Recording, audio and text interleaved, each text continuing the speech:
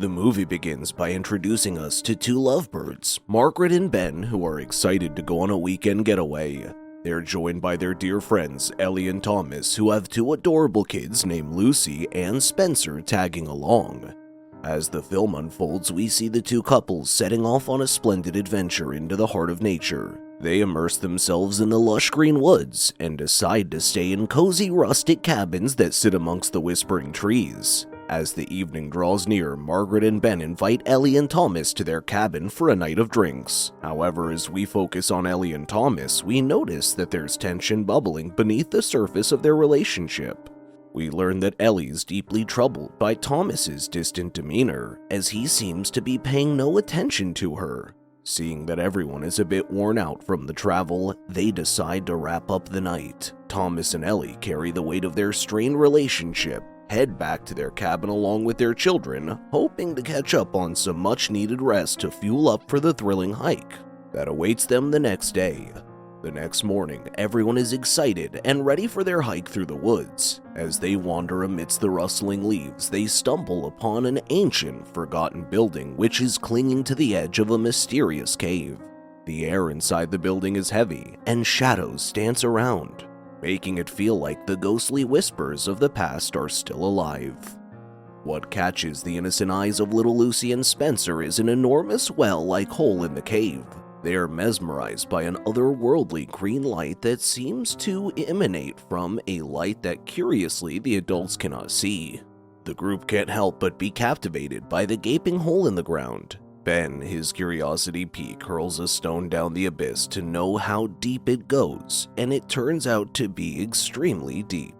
Ellie and Margaret, sensing something is not quite right, make the decision to head back, but the children, as if under a spell, cannot tear their gaze away from the hypnotizing hole. The hole seems to glow for Lucy and Spencer, while the adults only see a pitch-black void. Just as they start to move away, Lucy's nose begins to bleed, as if some invisible force is trying to claim her. Amidst the chaos, Spencer, seemingly focused on the hole, inches forward, his heart set on leaping into it. Ellie spots him just in time and screams. Ben lunges forward in a desperate bid to save him from the clutches of the unknown. With their hearts pounding, they manage to save the children, but the children sense an ominous supernatural presence in the hole, as if ghostly voices are begging them to give in. As the movie unfolds, we are led to a spine-chilling revelation. The massive hole is, in fact, the home of a sinister creature from another realm. This creature thrives on consuming human souls, but that's not all. It creates eerie duplicates of the bodies and minds it devours, and sends them back to the human world. These duplicates, like soulless puppets, are on a mission to lure more humans to the hole, as part of a dark plot for these otherworldly beings that reside in the hole to take over and reign supreme.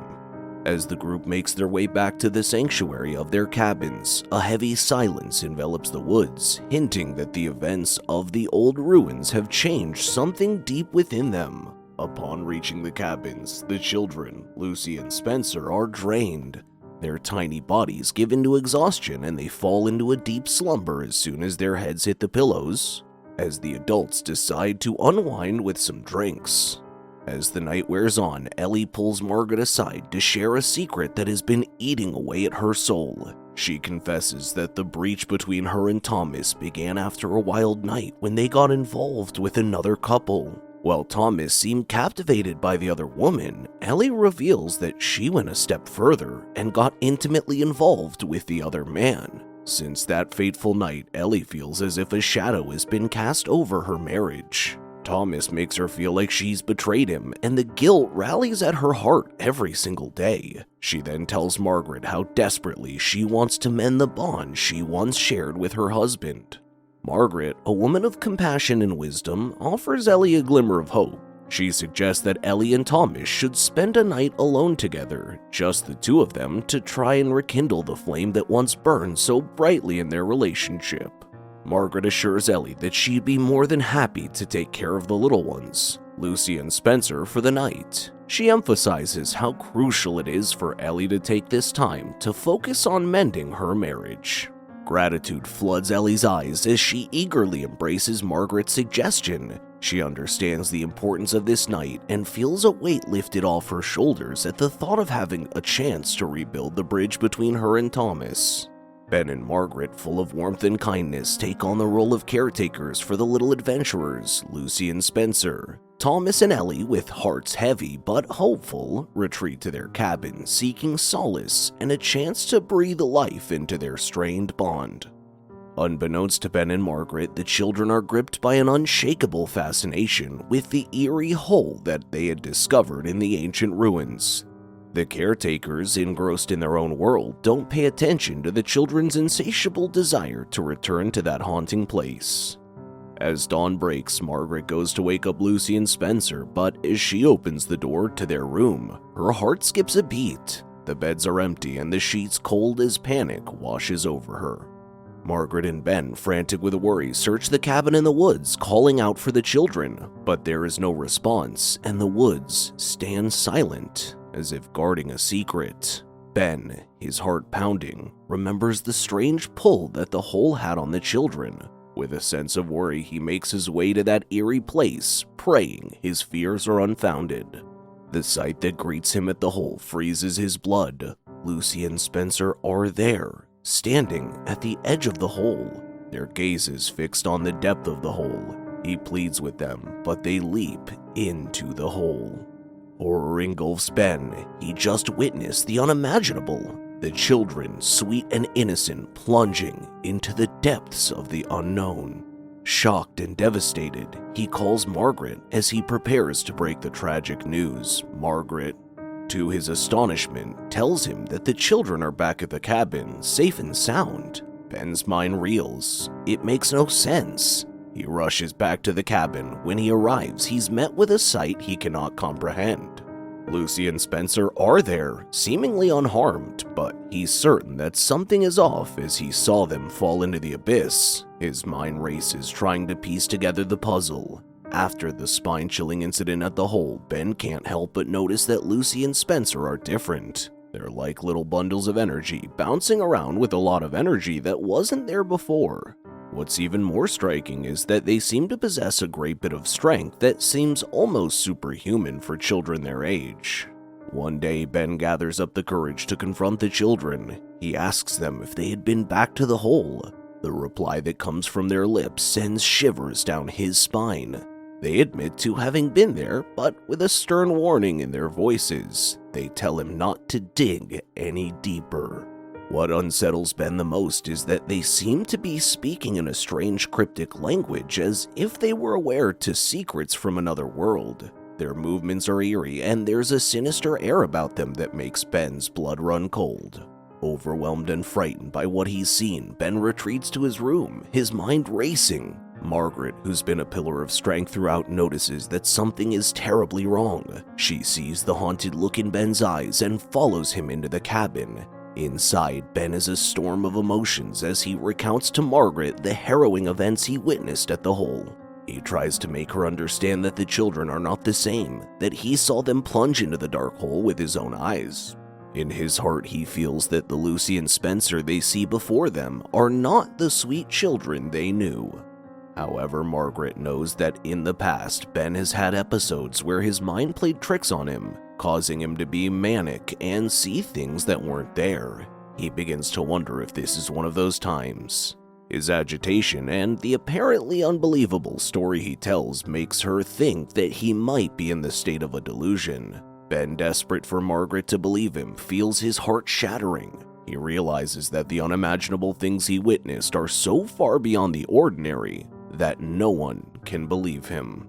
Ellie and Thomas make their entrance back into the whirlwind of events, and the air is thick with tension as the group gathers for lunch.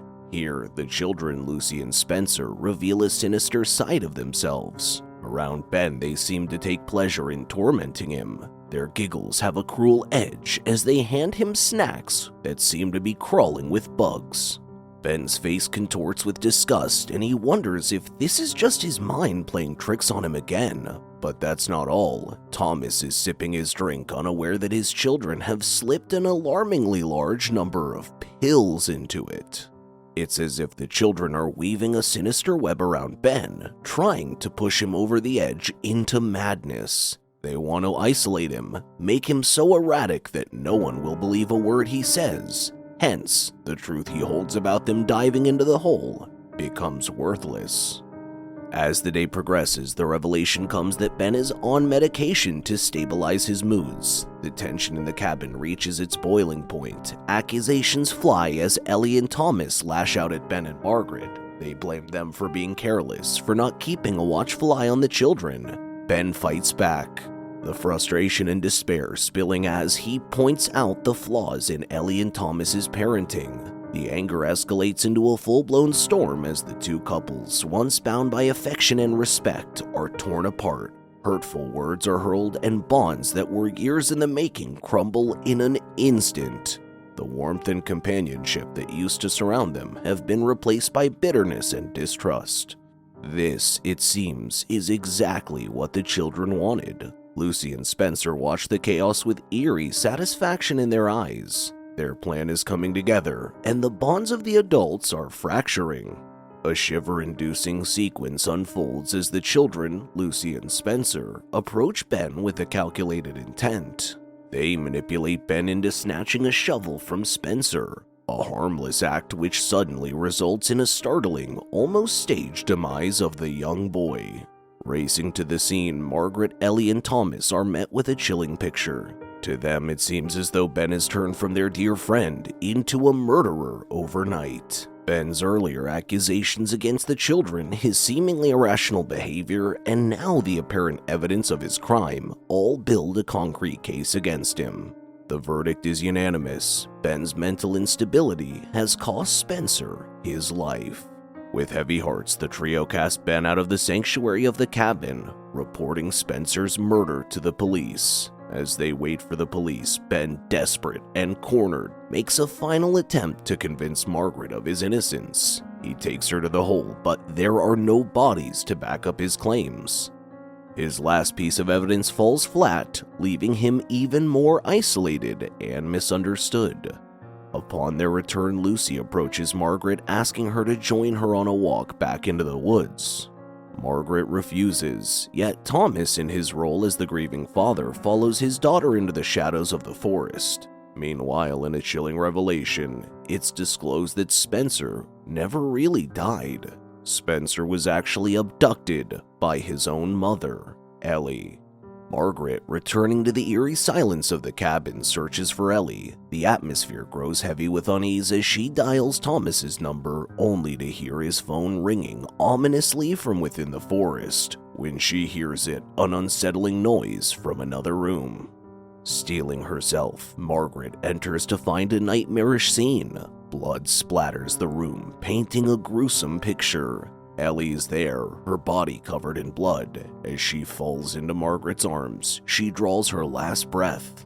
Margaret looks up to see Spencer approaching her, his face marked by blood, his eyes glowing with an unearthly green light. Panicking, Margaret slams the door shut, locking Spencer out. Simultaneously, a police officer arrives at the cabin to investigate the reported murder, only to be kidnapped and subsequently killed by the transformed child. As Margaret manages to escape to her car, she sees a figure entering the cabin. It's Ben. However, he also underwent a transformation, as we can conclude that he too jumped into the eerie hole because he couldn't handle all those untrue accusations.